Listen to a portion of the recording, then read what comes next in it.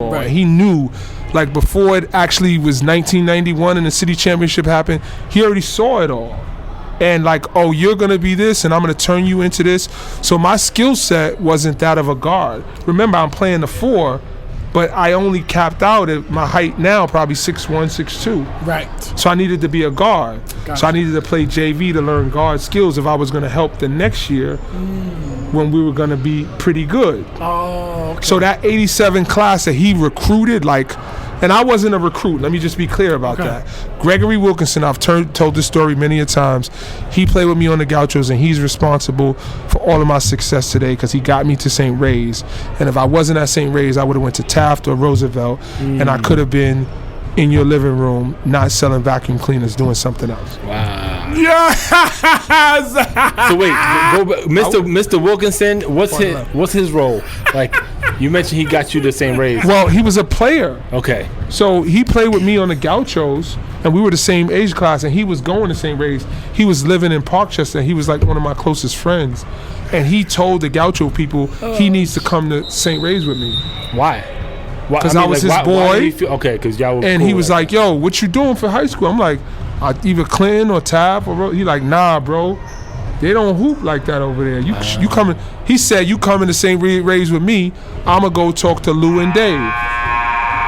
And he made it happen as a 13-year-old. Wow. Yeah, he made that happen. You still keep in touch with him? That's my guy. Okay, good. No, because I don't know. Like, and I tell him. people weird sometimes. Yeah, no, not me.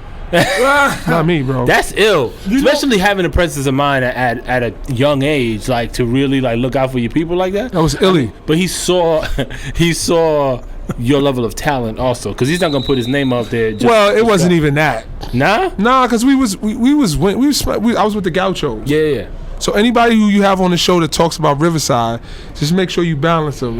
Right. You know what I mean?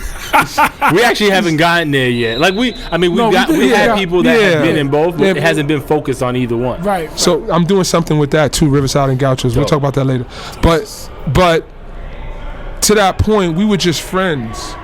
And he saw an opportunity where I was going to go down the wrong road, and I didn't know any better. I didn't have exposure to high school and recruitment and all. I didn't know. Yeah. I was just a South Bronx kid who hooped and whose mom and dad said, you're going to go. Because I was in parochial school already. Okay. I went to St. Peter and Paul Melrose Community School in the South Bronx on Brook Avenue.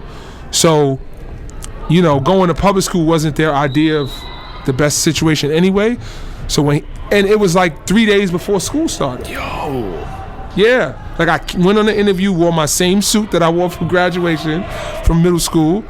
I did the interview and they put me on academic probation. Because your grades weren't good, or?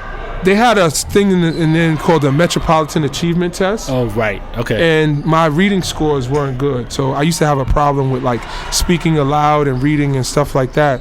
So when I came to St. Ray's, that's what kind of helped me with my aptitude and being able to speak publicly and all of that. So you did a great job. Yeah. It's obvious that you're like a learned person. Thank you, man. Shout out to St. I'm a forever student. That's what's up. That's a beautiful. That's poetic. Yeah. That's dope, man. Bro, we're gonna have to cut you in on these t-shirts. Yo, I'm in, though. I'm in. Yeah. You I'll produce